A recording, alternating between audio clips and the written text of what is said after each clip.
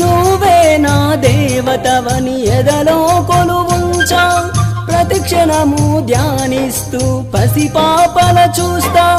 విసుగురాని నా హృదయం నీ పిలుపుక ఎదురు చూసే నేను పొందని ఈ జన్మే నాకెందుకనంటుందే కరుణిస్తావో కాటేస్తావో